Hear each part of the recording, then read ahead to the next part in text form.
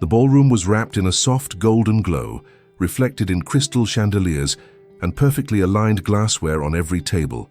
Chicago, at the height of winter, felt far away beyond the glass walls of that historic hotel. Ethan Caldwell was used to settings like this: galas, speeches, polite applause. It was all part of a world he had learned to command with precision. He adjusted the button of his tailored suit and took a steady breath before stepping onto the stage. He didn't expect that night to change anything, until he saw her. Naomi Carter appeared at the entrance of the room without any announcement, like someone who never needed to demand attention to be noticed. The deep wine-colored dress traced her silhouette with quiet elegance. Her hair, pulled back simply, revealed a face that looked more mature, stronger than the one he carried in his memory. At her side, two identical boys walked hand in hand, 6 years old maybe. The same attentive way of watching the world. Something shifted inside Ethan's chest, a silent, unsettling feeling he couldn't name. He didn't know it yet, but the past had just found him again. Before we continue, tell us in the comments where you're watching from and what time of day this story found you. Like this video if you believe some reunions happen at the exact right moment, and subscribe to Hearts Rewritten, because here, stories don't end. They are rewritten. Now take a deep breath, because this reunion is about to change everything.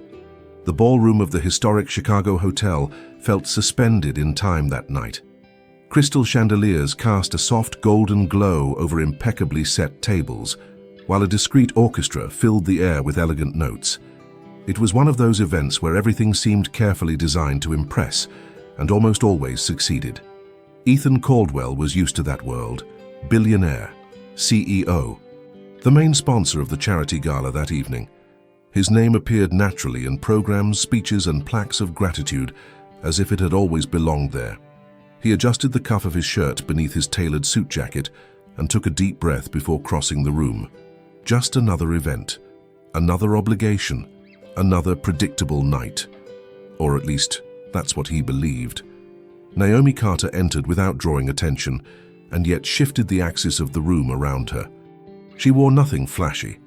The deep wine-colored dress was elegant in the exact right measure, moving naturally with her steps. Her hair was pulled back, revealing her face, more mature, more resolute, different from the woman Ethan carried in his memory. At her side, two boys walked hand in hand, identical, 6 years old maybe. Their steps were curious and attentive, as if they were exploring a new world. One of them observed everything with wide, quiet eyes. The other smiled easily, pointing out details of the ballroom to his brother, as if they shared a language of their own. Ethan stopped. It wasn't a sudden shock. It was subtler than that, like when the air changes density without warning. His chest tightened in a strange, inexplicable way. The boy's eyes. There was something there. The same eyes. The same silent intensity he saw in the mirror every morning. Naomi lifted her gaze at that exact moment. The encounter happened without a sound. For a second that lasted too long. Past and present collided in the space between them. The ballroom remained alive around them, but everything felt distant. Ethan recognized Naomi immediately and felt something close to relief mixed with surprise. There was no bitterness on her face, no coldness, only a steady calm built over time. She didn't look away, she didn't smile, but she didn't hide either. "Mom," one of the boys whispered, tugging lightly at her hand. "This place is big." Naomi knelt down to their level with a natural protective gesture. "I know, Lucas, but you're with me, remember?" The other boy was watching Ethan now, far too curious for his age. His gaze was focused, as if trying to piece together an invisible puzzle. Ethan felt his heart speed up. "Naomi," he said, his voice lower than he intended. She rose slowly. "Ethan." His name left her lips naturally, without weight. That disarmed him more than any accusation ever could. I didn't know you'd be here," he added, trying to steady himself. "I didn't either," she replied. "I was invited to speak about a children's project. Nothing more than that."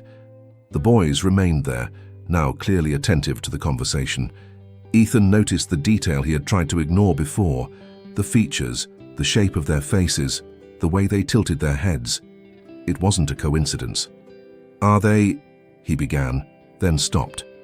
Naomi took a slow breath. She didn't seem nervous, just aware that the moment had arrived. "They're my sons," she said softly. "Lucas and Noah. They're 6 years old." Ethan nodded slowly, feeling something click into place inside him with almost painful clarity. "They're incredible," he murmured, not entirely sure why. Naomi studied him for a few seconds before answering. "They are." The silence between them wasn't hostile. It was heavy with everything that had never been said. With choices, with time, with lives that had followed separate paths until now. "Maybe," she said carefully, "we should talk somewhere quieter. Not here." Ethan agreed immediately. "I'd like that." The boys kept looking at him, unaware that this encounter would change far more than that elegant evening could ever hold. And for the first time in many years, Ethan Caldwell was certain of one thing. Nothing that came next would be simple, but maybe it would be real. The conversation didn't continue. Before Naomi could say anything else, before Ethan could gather the courage to ask the question pounding inside his mind, the master of ceremonies announced the start of the keynote speech. The lights shifted, people moved, the ballroom resumed its rhythm, as if nothing extraordinary had just happened. But for Ethan, everything was already off balance. "I need to go on stage," he said, his voice a little too controlled. "Can we talk later?" Naomi nodded politely. "Of course. Good luck." She turned away with the boys, guiding them with the same firm, natural ease of someone who had learned to navigate life on her own. Ethan remained where he was, watching as they disappeared into the elegant crowd. Lucas looked back one last time. Their eyes met again. Ethan felt his stomach tighten. On stage, he spoke, applauded, photographed, recorded. He delivered words he had repeated dozens of times at events like that, about social impact, about responsibility, about the future. But he didn't hear his own voice. All he saw were two identical faces, slipping in and out of memories that made no rational sense, yet felt emotionally undeniable. 6 years. The calculation came uninvited. The timeline fit. When he stepped down from the stage, he searched for them discreetly across the room. He found Naomi speaking with a representative from the foundation, the boys seated on tall chairs nearby, their small feet swinging, clearly bored. He didn't approach. Not yet. There was something sacred about that distance. That night, Ethan returned to his penthouse apartment, perched atop a glass building overlooking Lake Michigan. The space felt far too silent for someone who had always taken pride in living alone. He poured himself a glass of whiskey, didn't drink it. He sat on the couch and closed his eyes. The boys' faces appeared instantly, the same jawline, the same way their brows furrowed when observing something new, the same focused gaze he had once had as a child, before he learned how to hide his emotions. "It can't be," he murmured, even though everything inside him said it could. He grabbed his phone, typed her name, Naomi Carter. Too many results appeared, and at the same time not enough. Social projects, charity events, a discreet professional presence, no exposed personal life, no attempt to draw attention, no mention of children. She had built a quiet life, protected. Ethan stayed awake through the night, replaying dates, old conversations, messages that always ended with vague promises of someday, promises he had never found the courage to keep. The next morning, the Chicago sky was gray and heavy. Ethan didn't go to the office. For the first time in years, he canceled meetings without offering an explanation. He called his assistant. "I want Naomi Carter's contact information. The foundation should have it." "Is there a problem, sir?" "No," he replied firmly. "Just a conversation that was left unfinished." When he ended the call, he felt something unfamiliar settle in his chest. It wasn't fear. It was responsibility. Across the city, Naomi was preparing breakfast for the twins. "That man seemed important," Noah commented casually, spreading butter on his toast. Naomi kept her tone light. "He's just someone from the past." Lucas looked up. He seemed familiar. Her heart tightened. But she said nothing. Not yet. She knew. The day had come. Naomi didn't sleep that night. The hotel was too quiet, as if luxury itself had muffled even her thoughts. The lights of Chicago filtered through the half-open curtains, casting long shadows across the carpet.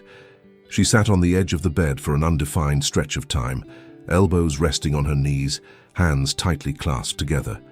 6 years. She had prepared herself for that reunion for 6 entire years, and still, she wasn't ready. The boys slept deeply in the bed beside hers, exhausted by the unfamiliar night, the stimulation, the new faces. Lucas hugged his pillow tightly, the way he always did when he was somewhere unfamiliar. Noah slept on his side, one hand open and relaxed, as if he trusted the world around him completely. Naomi rose silently and walked over to them. She knelt. She watched. The same nose, the same shape of the eyes, the same nearly imperceptible detail at the corner of the eyebrow she had once seen. On another face, the tightness in her chest returned. She closed her eyes for a moment, allowing the memory to come, not like an avalanche, but like a slow, inevitable tide. Ethan had never been a cold man. That was what made everything harder. He didn't yell, he didn't humiliate her, he didn't turn his back with cruelty. He simply left. At the time, everything had seemed too simple for someone like him. A rising career, family expectations, an entire world waiting for him to move forward without looking back, and Naomi, too proud to beg, let him go. When she discovered the pregnancy weeks later, she felt the ground shift beneath her feet, not from fear, but from clarity. She remembered that moment exactly, the window of the small apartment, the test resting on the sink, the silence that followed. 2 heartbeats, not 1, 2. She sat on the kitchen floor that morning and cried like she never had before. Not because she was alone, but because, for the first time, she felt her life no longer belonged only to her. She thought about Ethan. Of course she did. But she also thought about everything he represented, and everything he still wasn't ready to be. Naomi didn't want her children to grow up feeling like they were a late decision, an obligation, a maybe. She chose silence. And she carried that choice every single day afterward. Raising the boys on her own hadn't been easy, but it had been dignified. She built a solid, predictable, safe routine. There were no excessive luxuries, but there was never a lack of presence. She was there for every school meeting, every late-night fever, every important first day. Lucas was attentive, observant. He always seemed to understand more than he said. Noah was expressive, curious, full of questions about the world. They never asked about their father, and Naomi never lied. Some stories need the right time to be told, she would say, whenever a vague curiosity surfaced, and yours is still being written. She believed that. Until that night. The reunion at the event hadn't been an accident of fate. It had been a test. When she saw Ethan in the ballroom, Naomi felt her body react before her mind did. A silent, immediate recognition. The same man, but not exactly the same. He looked older, more tired, more aware. But what shook her wasn't him. It was his eyes when they landed on the boys. She recognized that look because she had seen it before, in the mirror. That split second when something falls into place without permission. Naomi noticed the exact moment he understood, and even so she held her posture, because it wasn't about confrontation, it was about protection. Now, sitting there in the quiet room, she wondered whether she had been too strong, or if she still was. Her fear wasn't Ethan. Her fear was what could come next. She feared the impact, the confusion, the questions that would follow, the possibility of destabilizing the peace she had built with such care. Most of all, she feared herself, because despite everything, there was still a part of her that recognized that man, that remembered the way he listened attentively, the way he always seemed to want to be better, even when he didn't know how. Naomi took a deep breath and stood up. She walked to the window. Chicago was slowly waking up. She knew. He wouldn't stay silent, and for the first time in 6 years, she didn't know what the next step would be. The next morning, while the boys ate breakfast and argued about which cereal was better, Naomi's phone vibrated on the table. She glanced at the screen. Unknown number. Her heart raced, not from surprise, but from confirmation. She didn't answer. Let it ring. "Mom?" Noah asked. "Aren't you going to pick up?" "Not right now," she replied gently. The phone stopped. Seconds later, a message appeared. "Naomi, this is Ethan. We need to talk. No rush, but with honesty." She closed her eyes. No rush. He had no idea how much weight those words carried. She slipped the phone into her bag. "Let's go, boys," she said, her tone firm, the voice of someone still in control. "We have a full day ahead." But as she walked with them through the cold streets of Chicago, Naomi knew the past had knocked on her door. And this time, she would have to decide whether to open it or protect everything she had built. The phone rang again, mid-morning. Naomi was sitting at the kitchen table, reviewing emails from the social project she coordinated, while Lucas and Noah worked on a puzzle on the living room rug. Colorful pieces were scattered between quiet laughter and small silent disputes over who had found the right edge. She glanced at the screen. The same unknown number. This time, her heart didn't race. It simply tightened. Naomi took a deep breath, rose slowly, and walked toward the window before answering. "Hello?" On the other end, there was a brief silence. Not awkward, careful. "Thank you for answering," Ethan's voice came through low and controlled. "I didn't know if you would." "I didn't know either," she replied honestly. Another pause. "I don't want to pressure you," he said, "or confuse anything. I just thought it would be better to hear your voice before anything else." Naomi rested her forehead against the cold glass of the window. "What do you want to talk about, Ethan?" He didn't answer right away. "About what happened yesterday," he said finally. "Or rather, about what didn't happen." She closed her eyes. "That wasn't the right night for long conversations." "I know," he agreed. "That's why I'm calling now. No audience, no rush." Naomi turned slightly and looked toward the living room. The boys were still focused on the puzzle, but something had shifted. Lucas was watching more than building. Noah glanced at her from time to time as if sensing the change in the air. "Ethan," she said carefully, "there are things that can't be resolved in a phone call." "I know," he replied too quickly. "But maybe we could start." The word hung between them. Start. "Maybe," Naomi said, "but with boundaries." "Always," he answered without hesitation. She hung up a few minutes later, without promises, without decisions, only with a simple agreement. They would meet, in a neutral place, no rush, without the children. Or at least, that was the plan. Lucas was the first to speak. "Mom," he said, fitting a blue piece into place. "Who was on the phone?" Naomi hesitated a second longer than she would have liked. "An old friend." Noah frowned. "He sounded important." She smiled faintly. "Everyone is important to someone." Lucas tilted his head. "He sounded, familiar." Naomi's heart beat harder. "Familiar how?" she asked, trying to keep her tone light. "Like when you see someone who looks like you," Noah said simply. "But you don't know from where." Naomi swallowed. "Children feel things before they understand them." She knelt down on the rug at their level. "You know there are stories that only make sense when we're a little older, right?" Lucas nodded slowly. "Like that book you said wasn't for now." "Exactly," she smiled. Noah rested his head on her shoulder. "Okay then. But when it's the right time, you'll tell us." "I promise," she replied, her voice steady. "I always do." The cafe was 3 blocks from the social project. Nothing sophisticated, nothing flashy. A place Naomi knew well. Light wooden tables, large windows, the smell of fresh bread and strong coffee. A space where no one expected to find one of the most powerful men in the city. That was exactly why she chose it. Ethan was already seated when she arrived. No suit, no tie. Just a dark shirt, sleeves rolled up, posture restrained. When he saw her, he stood immediately. "Thank you for coming." "Thank you for respecting my boundaries," she replied, taking a seat. They sat in silence for a few seconds. Not from lack of things to say, but because they both knew that one misplaced word could change everything.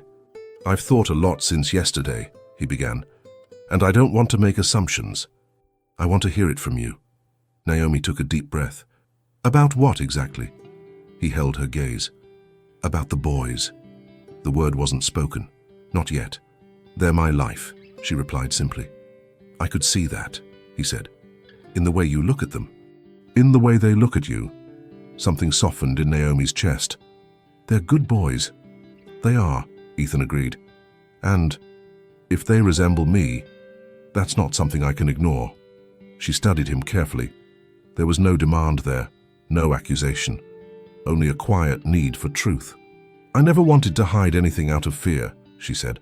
"I just didn't want to explain a story halfway." Ethan nodded slowly. "I wasn't an easy man back then." "You were honest," Naomi replied. "Just not ready." The words didn't sound like an accusation. They sounded like closure. "Maybe I am now," he said. She didn't answer immediately. "This," Naomi said at last, "isn't something that involves only the two of us." "I know," he replied. "That's why I'll move at the pace you set." The waiter arrived with their orders. The moment broke gently, like a wave pulling back without destroying the shore. When he stepped away, Ethan spoke quietly. "I don't want to invade anything you've built." Naomi met his eyes. "Then don't." He nodded. "Let me be present. The right way." She took a slow breath. "Let's take it one step at a time." "Always," he replied. Outside, Naomi noticed something that made her stomach turn softly. Lucas and Noah were walking down the sidewalk, hand in hand, accompanied by one of the volunteers from the social project. They were laughing about something small, distracted. But Lucas stopped. He looked inside the cafe. His eyes met Ethan's. There was no shock. There was recognition. And in that silent instant, Naomi knew the path ahead would be long, delicate, and impossible to avoid. Ethan hadn't planned to meet the boys that day. It was supposed to be just a coffee, an adult conversation, a controlled beginning. But life rarely respects plans when something real is about to happen. They were about to leave when he saw Naomi stop abruptly beside him. Her body stiffened for a barely perceptible second, not from fear, but from alertness. Ethan followed her gaze to the glass storefront. Lucas and Noah.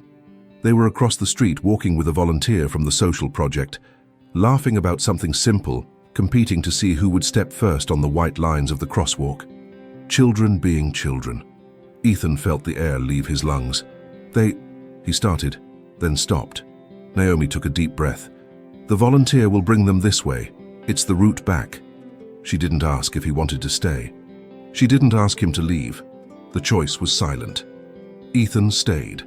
The boys entered the cafe the way children enter any place, curious, attentive to details, without ceremony. Noah was the first to notice Ethan. He didn't look away. He simply observed, as if assembling an invisible puzzle. Lucas was more direct. "Hi," he said politely. "Hi," Ethan replied, bending slightly to meet them at eye level. "You must be Lucas and Noah." They looked at each other, surprised. "How do you know our names?" Noah asked. Naomi intervened naturally.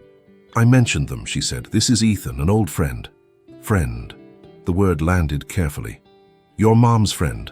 Lucas asked, far too serious for his age. "I am," Ethan answered without hesitation. "I used to be, and maybe I'm trying to be again." Noah tilted his head. "Do you live here?" "No," Ethan replied, "but I've lived in many places." "Like where?" Lucas asked. "London, Zurich, sometime in Singapore." Their eyes widened. "Wow," Noah smiled. "Mom says traveling changes you." Something tightened in Ethan's chest. "She's right." The volunteer approached, explaining that she needed to head out. Naomi nodded. "Let's go, boys." Lucas took a step, then stopped. "Will you come back?" he asked Ethan directly. The question carried no hidden weight, no expectation, just genuine curiosity. Ethan looked at Naomi before answering. She didn't interfere. "If your mom allows it," he said. "I'd like to." Lucas thought for a second, as if it was something too important to answer quickly. "Okay then," and he left, holding his brother's hand. The moment lasted less than 5 minutes, but it was enough to shift something inside Ethan. That night, alone in his apartment, he couldn't sleep. The silence was different now. Not comfortable, not empty, heavy. Ethan walked to the window, watching the city reflected in the glass. Chicago wasn't where everything had begun. It was just where everything was returning. He closed his eyes and let the past in. He remembered exactly the day he left Naomi. There hadn't been a fight. There had been fear.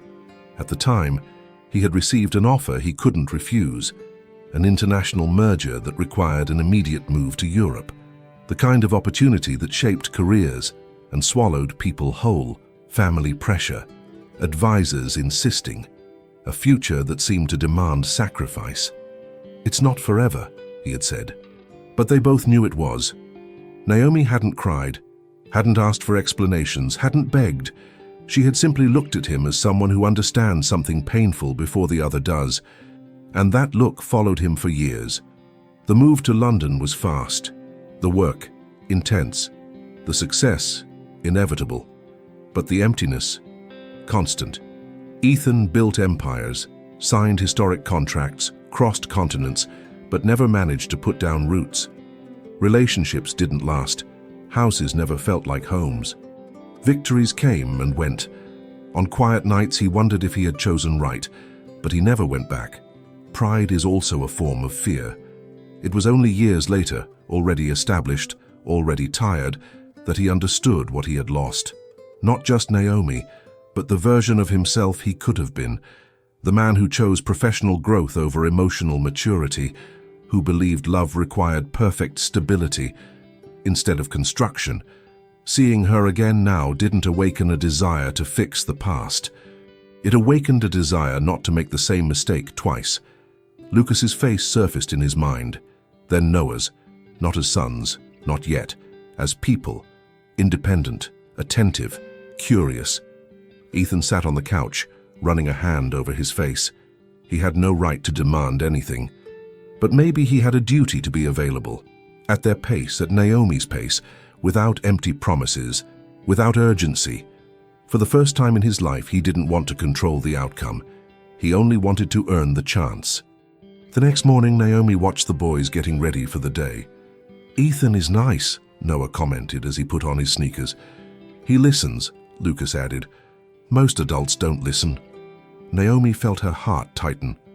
"Did you like him?" she asked carefully. "Like is a big word," Lucas replied thoughtfully. "But he seems real." She smiled. "Children sense truth before the world complicates it."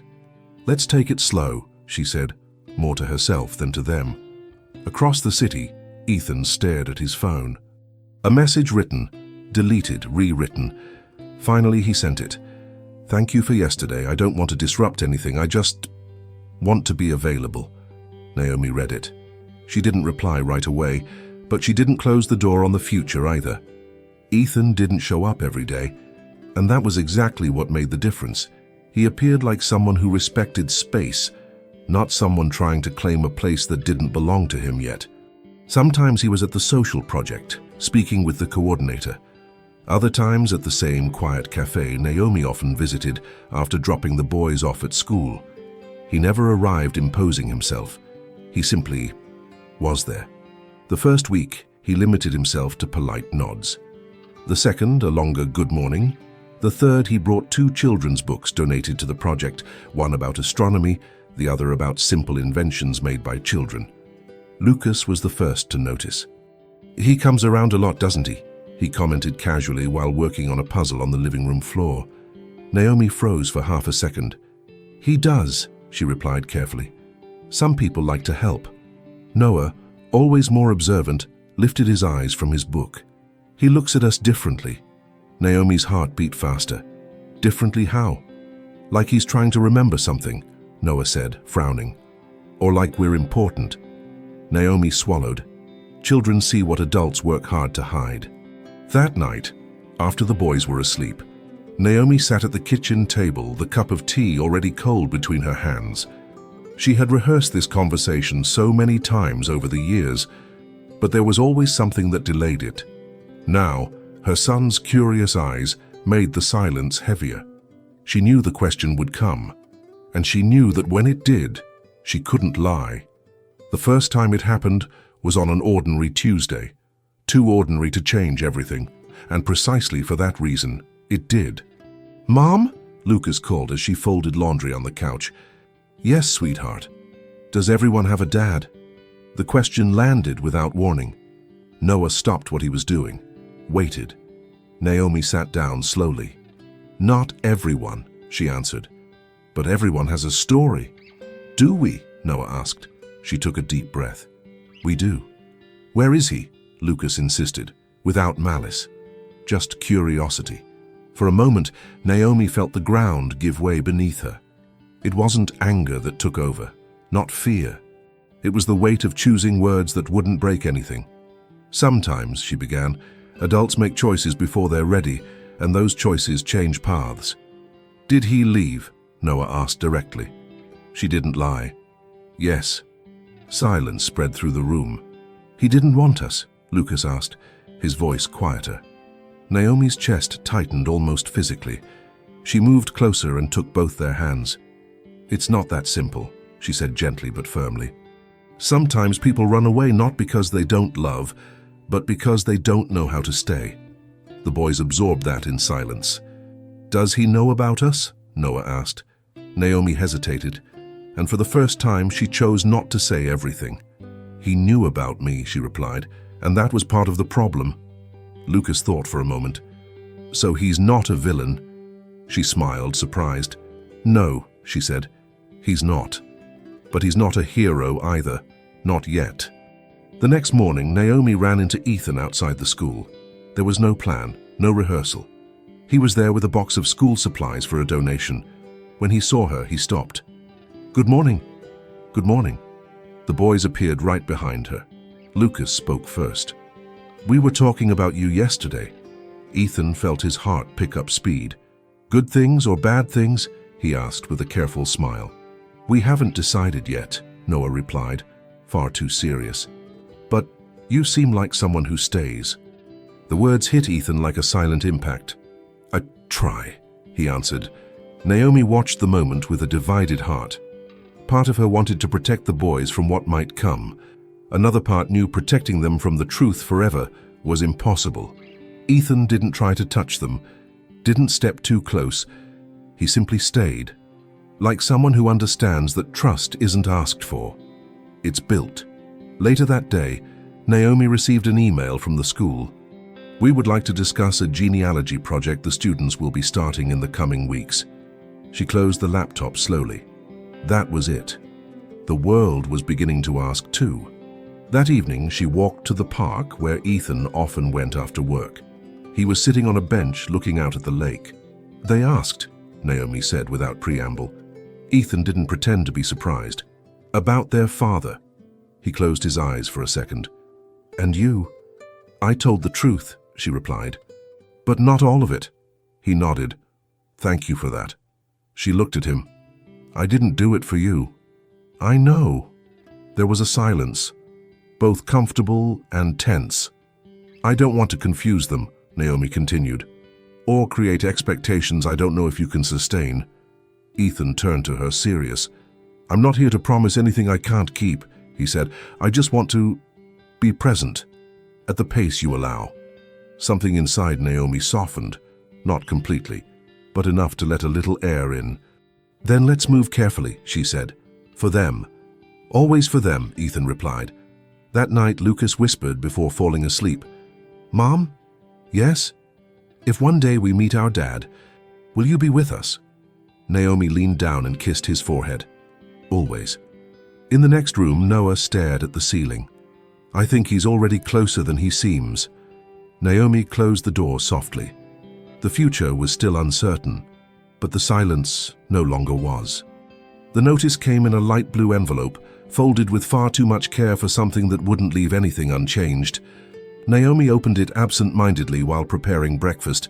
Lucas and Noah were arguing over who would get the red mug, both of their favorite, when the paper caught her attention. Class project, family tree. Deadline, 3 weeks.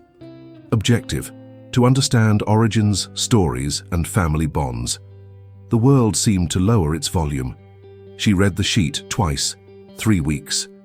Too much time to run, not enough time to prepare. "Mom, what is genealogy?" Noah asked, already curious. Naomi folded the paper calmly.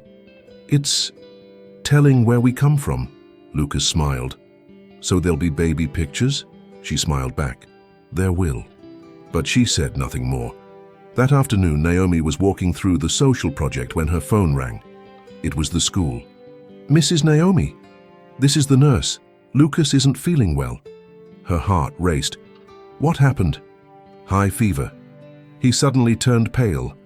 Naomi was already grabbing her bag. "I'm on my way." Before she could hang up, she heard a voice behind her. "Did something happen?" "Ethan." She hesitated for less than a second. "Lucas is sick. Can I go with you?" She should have said no, but she didn't. "You can." Lucas was curled up on the exam bed when they arrived. His face was hot, his eyes unfocused. "Mum," he murmured weakly. Naomi felt her chest tighten as she took his hand. "I'm here, sweetheart." Ethan stayed a few steps away, not invading, not demanding. When the nurse stepped out to get the thermometer, Lucas opened his eyes and looked straight at Ethan. "You came." Ethan swallowed. "I did." "Do hospitals make you nervous?" Lucas asked, his voice weak but curious. Ethan gave a small smile. "A little." "Me too," Lucas said. "But you seem calm." Naomi watched in silence. Ethan didn't try to be a hero. He didn't promise anything. He just stayed. When Noah arrived with the principal, he saw the scene and stopped. He stayed too. Ethan turned to him. "Staying matters," he said. "Sometimes it's the only thing we get right." Noah nodded slowly, as if he understood more than he should for his age. Hours later, Lucas was sleeping more peacefully, his fever under control. Naomi was exhausted. Sitting in the hallway, she fidgeted with the school's blue envelope, now wrinkled inside her bag. Ethan sat beside her. "Want to talk about that?" he asked, nodding toward it. She sighed. "Genealogy project." He remained silent. "I don't want to lie to them," Naomi continued, "but I also don't know how to tell the truth without shaking everything." "You don't have to decide alone," Ethan said. She looked at him. "I do, they're my children." He nodded. "Yes, but I can follow the pace you choose." Something settled inside Naomi. Not full trust, but respect. The next day, while buying medicine at the pharmacy, Naomi heard a voice behind her. "Naomi." She turned slowly. An elegant woman, expensive coat, assessing gaze. "You won't remember me," the woman said. "Clara Whitman." The name meant nothing, but the smile, it said too much. "I worked with Ethan years ago," Clara continued. "In London." Naomi's stomach turned. "I saw you yesterday, with him and the children." Naomi held her posture. "Is there a problem?" Clara smiled faintly. "Just curiosity." Ethan was never the domestic type. The word lingered in the air. "The children are beautiful," she went on. "Does he know?" Naomi felt her blood run cold. "That's none of your business," she replied firmly. Clara raised her hands. "Of course not. I just found it curious. He always said he didn't want roots." Naomi paid for the medicine without looking back, but the word stayed. Roots. That night, Naomi didn't sleep. She thought about the school project, about Lucas being sick, about Noah's look, about Ethan's quiet presence, and about a past that was beginning to move. The next morning, she called the boys to sit in the living room. "The school is doing a project," she began. "The tree," Lucas said. "Yes." Noah watched in silence. "You'll need to talk about our story," Naomi continued. "And I want to know how you feel about that." Lucas thought for a moment. "I want to know more." Noah was direct. "You haven't told everything yet." She took a deep breath. "That's true. But you will?" Lucas asked. Naomi nodded. "Little by little. The right way." "Does the right way exist?" Noah asked. She smiled sadly. "We'll figure it out together." Later, Naomi met Ethan at the cafe. She told him about Clara. She's always had a talent for showing up at the worst moments, he said without humor. She knows about the children, Naomi said. Not from me, Ethan replied immediately. I never said anything. Naomi believed him. The past is moving too fast, she said. I know, Ethan replied. And if that puts you at risk— No, Naomi interrupted. Don't think the solution is disappearing. He looked at her. I don't want to run, he said. Not anymore. The silence between them was dense, but different. Then stay, Naomi said, but stay the right way. Ethan nodded. I will. That night, while organizing school supplies, Naomi found a blank sheet of paper. At the top she wrote, Our story. There were no photos yet. No names, but there was space. Naomi tried to tell them. She truly did. That night, after Lucas had recovered from the fever and the apartment had returned to its usual rhythm, dishes in the sink, backpacks leaning against the door, pencils scattered across the table, she called the boys over to the couch. The TV was off. The kitchen light cast a soft, yellow glow as if the entire house were asking for calm. You remember the school project? Naomi began. Lucas nodded, hugging a cushion. Noah stayed quiet, watching her closely. The family tree, she continued. And I promised I would tell our story little by little, the right way. Lucas leaned forward, curious. Is it today? Naomi opened her mouth and realized she was afraid. Not afraid of them. Afraid that the truth might change the way they saw the world. Afraid that by naming something, she would lose control over it. Afraid that a story she had carried for 6 years might slip through her fingers in a single sentence. So she did what she could. Your father, she began, and the air seemed to grow heavier, was someone I loved. Lucas blinked slowly. Noah didn't look away. But he didn't stay, Naomi said carefully. Not because you didn't deserve him. Never because of that. He didn't stay because he didn't know how. Was he bad? Lucas asked, his small voice barely above a whisper. Naomi shook her head. No, he was just human, and he made the wrong choices. Noah frowned. Does he know about us? Naomi felt her chest tighten. That was the door that once opened might never close again. She swallowed. He didn't get to know you. Lucas seemed to try to process that. So, he's far away? Naomi nodded. He was far away for a long time. Noah stayed quiet for a moment, then asked the hardest question of all. Do you still like him?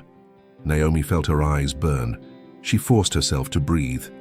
I care about what I learned from that part of my life, but I love you more than anything, and that has always come first. Lucas seemed satisfied. Noah wasn't.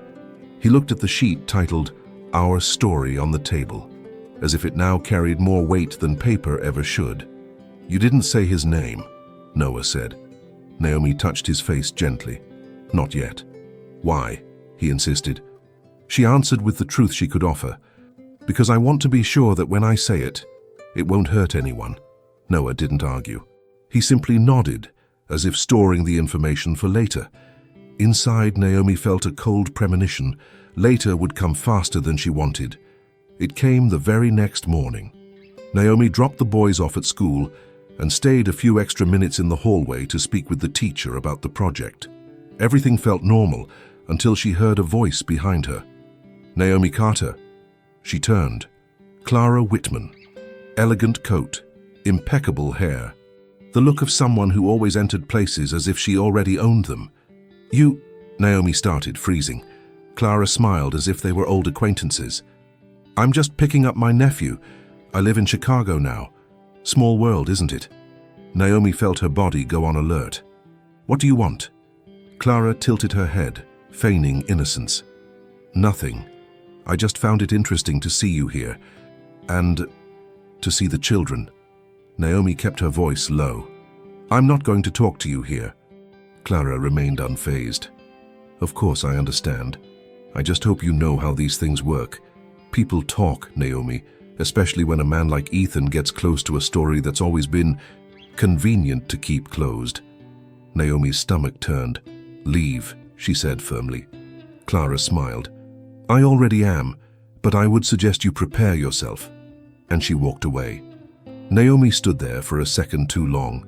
The school hallway felt tighter, louder, exposed. People talk. She heard the phrase as both a threat and a warning. That same day, the inevitable happened. Ethan showed up at the social project for a quick meeting with the coordinator. Naomi hadn't planned it, but she wasn't surprised either. He had been drawing closer little by little, and until then that had been a good thing. But not that day, because that day, the world was ready to turn everything into news. As soon as Ethan crossed the lobby, two people recognized him. A phone lifted discreetly. A whisper moved through the space like wind. Naomi saw it. So did Ethan. He stopped beside her without touching her. "Did anyone see?" he asked quietly. "They did," Naomi replied, her voice tight. "Clara was at the school today." Ethan went still for a second. "Clara Whitman," Naomi nodded, his jaw tightened. "Did she talk to you?" "She did," Naomi said. "And she made it very clear she didn't show up by accident." Ethan took a deep breath, as if holding back a reaction. When he spoke, his voice was steady. "I won't let anyone turn your life into gossip." Naomi looked at him. "I don't want to be protected like I'm fragile," she said. Ethan held her gaze. "I know you're not, but I also know how this world works, and I'm tired of pretending there are no consequences." The word consequences hung between them, heavy with everything he wasn't saying. Late that afternoon, the school called again. Not about illness, about an event. "Mrs. Naomi, tomorrow we'll have the presentation of the Our Story project. The children will present part of their work in class. It would be important to have a guardian present." Naomi closed her eyes. The presentation was early. The boys were excited. The teacher spoke gently, but Naomi heard the subtext, "Don't be the only mother who shows up alone." When she hung up, she found Noah standing in the hallway, holding the project paper. "You knew about this?" he asked. "About what, sweetheart?" He lifted the paper. "The teacher wants someone to go. She said it can be an important adult." Naomi swallowed. Lucas appeared behind him, smiling. "It can be you, Mom. You're important." She smiled at him. "I'll go." Noah didn't smile. "Just you?" The question cut like a small blade. Naomi knelt down. "I've always been there. I always will be." Noah looked away, and when he looked back at her, his eyes were heavier than a child should be. "I want to know who he is." The world tilted. There it was, fear speaking louder, because Naomi realized the secret was no longer just hers. It was theirs. She breathed deeply, holding her son's face in both hands. "I won't lie to you, Noah, but I also won't tell this story the wrong way at the wrong time." Noah blinked slowly. "So when?" Naomi almost said soon, but she didn't promise. "When I'm sure you'll feel safe with the truth." Noah stayed quiet. Then he whispered, "I already feel like someone is missing." The words broke something inside her. That night, Naomi called Ethan, not on impulse, out of necessity. He answered on the first ring. "Naomi." She took a deep breath. "There's a presentation at the school tomorrow. The project of the family tree. They're going to present part of the family story." Silence. "And they're asking questions," Naomi continued. "More than before." Her voice faltered for a second, then steadied. "I haven't revealed your name. I haven't revealed anything, but Ethan, I can't stop their curiosity from growing." He didn't speak for a few moments. When he did, his voice was different. Lower. "Do you want me to go?" Naomi squeezed her eyes shut, her throat tight. "I don't know," she admitted. "I want to protect them, and protect the peace. But I also don't want them to feel like their story has a hole in it." Ethan took a deep breath. "I'll do whatever you say. If you say no, I won't go. If you say not yet, I'll wait. But if you say go, I'll go carefully." Naomi closed her eyes, and for the first time, she wondered if the danger wasn't Ethan coming in. Maybe the danger was him leaving again. "I won't decide right now," she said honestly. "But tomorrow I need you nearby, not inside, nearby." Ethan replied without hesitation. "I'll be there." When she hung up, Naomi stared at the Our Story page. She picked up a pen and wrote another line beneath the title, "Sometimes the truth arrives slowly." In the kitchen, Lucas laughed at something silly. Noah sat quietly, drawing a face that looked incomplete. With a cold weight in her chest, Naomi realized the next day could change everything. And whether she liked it or not, the world was already knocking at the door. The pressure didn't come like a shock. It came the way dangerous things often do. Polite, well-intentioned, inevitable. Naomi was waiting outside the school when Noah's teacher approached her with a smile that was just a little too professional. "Mrs. Carter, about the genealogy project," she said, lowering her voice slightly. "We've noticed that some students are bringing parents, grandparents, more complete stories. Noah has been doing beautiful work, but we sense that he's holding something back." Naomi's chest tightened. "He's reserved," she replied carefully. The teacher nodded. "Of course. But this project touches deeply on identity. Sometimes it helps when a child feels they're allowed to share everything." Everything. Naomi smiled, thanked her, and said goodbye. But the word echoed inside her all the way to the car. That same afternoon, Lucas began complaining of a headache. Nothing serious, nothing alarming, but enough for Naomi to cancel her commitment at the social project and stay home. Lucas lay on the couch with a cool cloth on his forehead. Noah sat on the floor nearby, drawing. "Mom," Lucas murmured, "is Ethan coming today?" Naomi froze for a second. "Why would you ask that?" "Because when I got sick last time, he stayed close." Noah lifted his eyes from the paper. "He always stays close when something happens." The weight of the realization settled in Naomi's chest. This was no longer just childish curiosity. It was awareness. She picked up her phone, called Ethan. "It's not an emergency," she said, as soon as he answered. "But Lucas isn't feeling very well." "I can come by," he said immediately. Naomi hesitated. "You can, but without creating expectations." "Understood." Ethan arrived with the same posture as always, discreet, respectful. He brought a simple soup, without explanation. He sat on the living room floor, not on the couch. "Feeling better?" he asked Lucas. "A little," Lucas replied. "Did you bring real soup?" Ethan smiled softly. "My mom used to say soup cures almost everything." Naomi watched from the kitchen. There was no performance, no exaggerated effort, just presence. Noah approached slowly. "Do you get nervous when we look at you?" he asked, straight to the point. Ethan blinked, surprised. "A little." "Why?" Ethan took a breath. "Because I care." Noah absorbed the answer in silence. A little while later, the past knocked on the door. Literally. The doorbell rang. Naomi opened it and found Clara. Elegant coat, phone in hand, her eyes flicking quickly inside the apartment. "Sorry to show up like this," Clara said. "I was passing through the area. I saw Ethan's car." Naomi felt her blood run cold. "This isn't a good time." Clara tilted her head, assessing. "I can imagine." Her gaze settled on the boys. "They're charming." Ethan appeared immediately behind Naomi. "Clara, leave." Her smile hardened. "I just wanted to confirm something."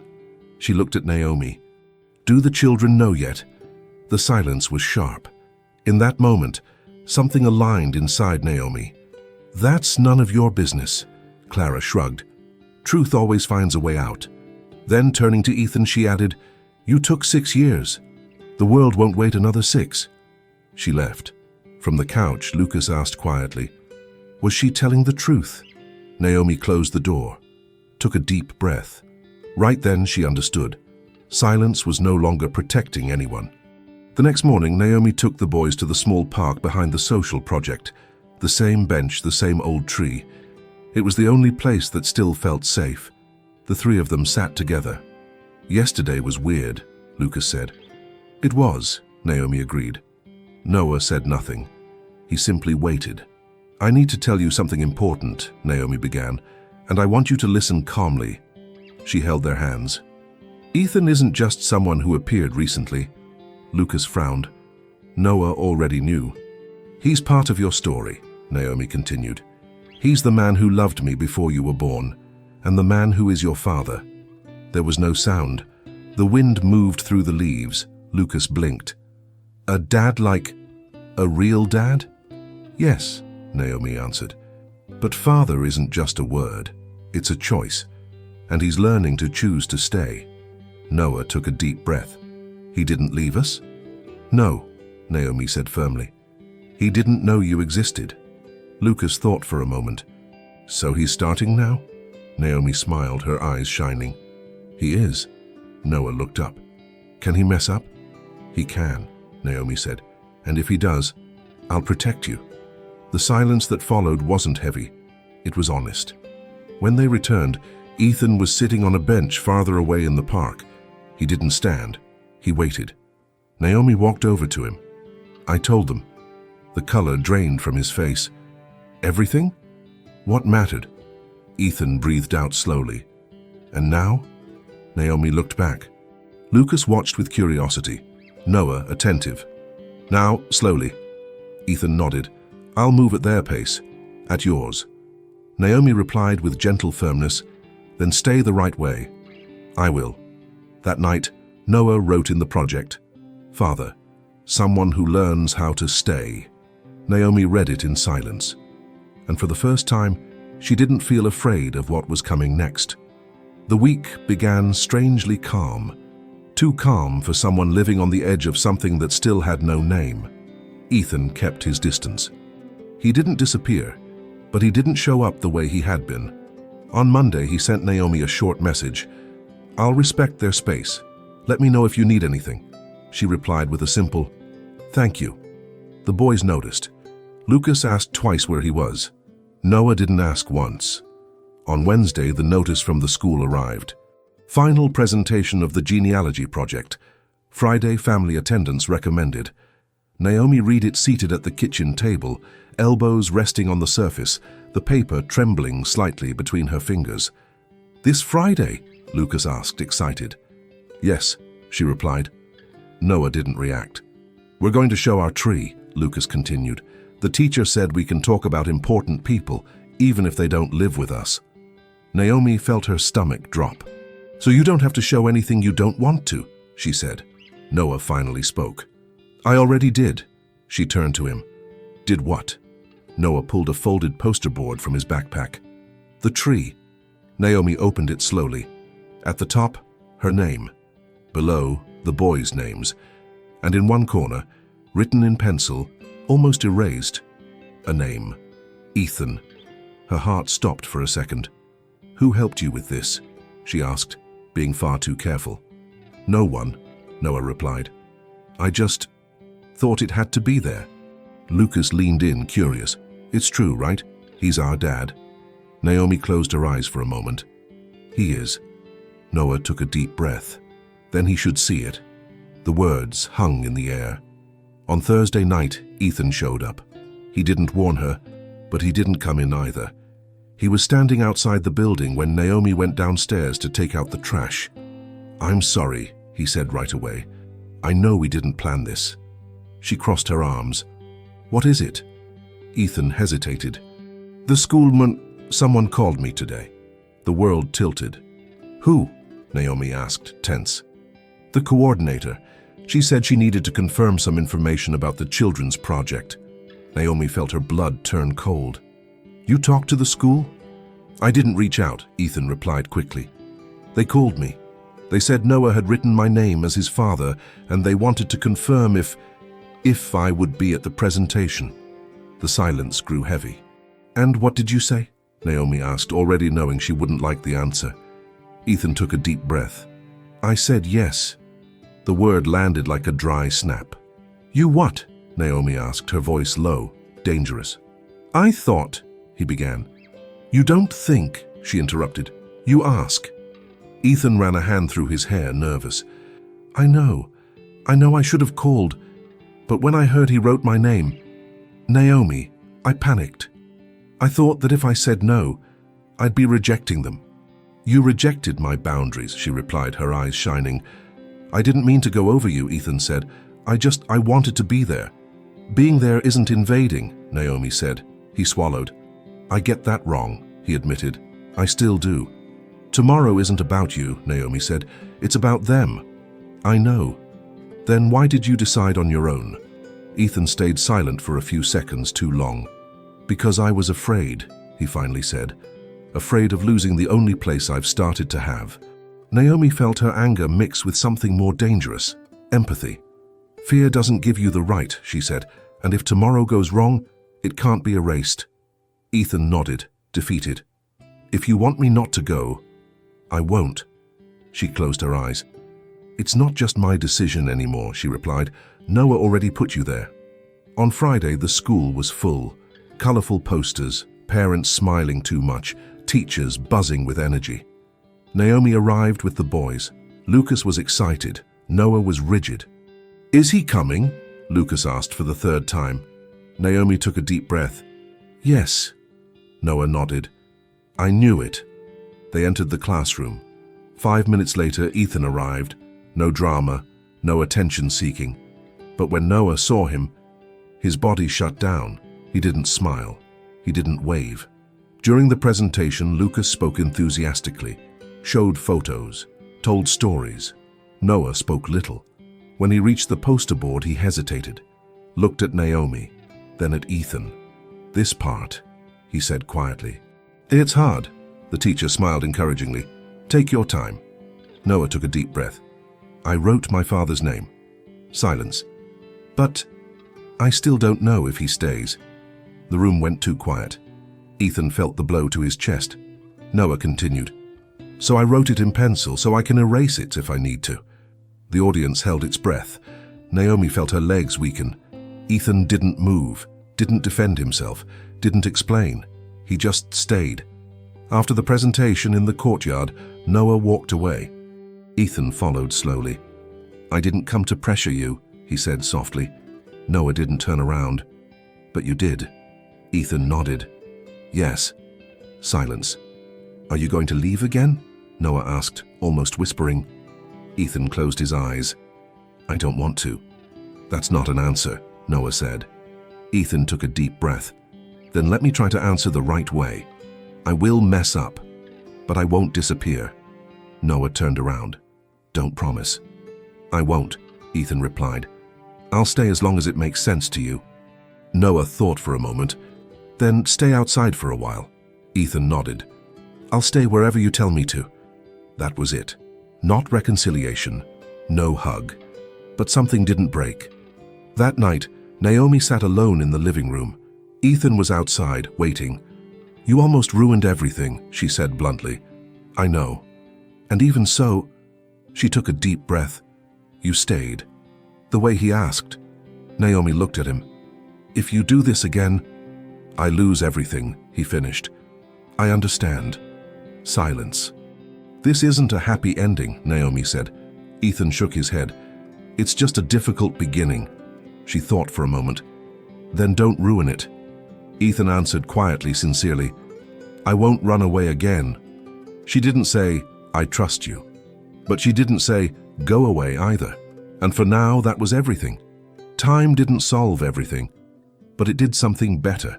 It taught each of them how to breathe inside what was new. 3 months passed. There were no announcements, no major decisions. There was routine. And sometimes that was more frightening than any crisis. Ethan didn't invade spaces again, but he didn't disappear either. He began to show up the same way every time, predictable, discreet, constant. On Wednesdays, he picked the boys up from school. On Saturdays, he took them to the park or to the small bookstore on the corner. Sometimes, he simply sat in the kitchen while Naomi prepared dinner, speaking little, listening more. The boys began to change without realizing it. Lucas was the first. He started running to the door when Ethan arrived, telling stories that were too long, showing drawings, school notes, small moments of pride. Look at this, he would say. Did you see? Ethan always saw. Noah took longer. He observed, tested limits, held long silences. But one cold afternoon while they were walking together without Naomi, Noah grabbed the sleeve of Ethan's coat. Are you coming back later? Ethan didn't answer right away. Yes, he said calmly. I'll come back. Noah released the sleeve but didn't step away. That was how it happened. No big promises, no declarations. An attachment that wasn't announced. Naomi watched from a distance. She didn't interfere. She didn't rush anything. She didn't hide. Sometimes she felt afraid. Afraid of losing control. Afraid of creating expectations that wouldn't survive the real world. Afraid of wanting something she had trained herself not to want for a long time. But she also felt something else. Something quiet. Hope. One ordinary night after the boys were asleep, Naomi found Ethan on the balcony. He was watching the street, the lights reflecting off car windows. "Noah asked you to come back," she said. Ethan nodded. "I did." Naomi leaned against the railing beside him. "They trust you now," she said, without accusation. Ethan took a deep breath. "That scares me." She gave a small smile. "It should." Silence. "Do you think about the future?" he asked, almost too softly. Naomi took her time answering. Before, no. She turned her face toward him. Now, sometimes. Ethan didn't get overly hopeful. "And when you think, am I in it?" She held his gaze. "You are, if you keep being who you are right now." He nodded. "Then I'll stay like this." Naomi smiled, not a smile of certainty, but of possibility. The following spring, the school organized a small fair in the courtyard. Nothing official, nothing overly symbolic. Just families scattered on benches, children running, soft music in the background. Ethan was there, without standing out. Lucas held his hand. Noah walked beside them, carrying 2 bottles of juice. "You stay here," Noah said. "Lucas and I will get food." Ethan obeyed. Naomi watched from a distance. There was no tension in the air anymore, only something new taking shape. When the boys came back, Lucas sat on Ethan's lap without thinking. Noah stood for a moment, then sat beside him. He leaned his shoulder against Ethan's. It was a small gesture, but definitive. Naomi felt her eyes burn, not from pain, from understanding. That night, while cleaning the kitchen, Naomi realized something simple. She was no longer alone in the idea of a future, not because she needed someone, but because she wanted to be. She turned and found Ethan standing in the doorway. "Can I stay?" he asked, the way he always did. Naomi looked toward the living room, where the boys slept sprawled across the couch after a full day. Then she looked back at him. "You can." Ethan came in, without haste, without triumph, like someone who had finally understood that love isn't imposed. It's built. If this story touched you, if you believe that some loves don't end, they just wait for the right time. Like this video. Comment. Do you believe in new beginnings like this? Subscribe to Hearts Rewritten. Because here, hearts aren't discarded. They are rewritten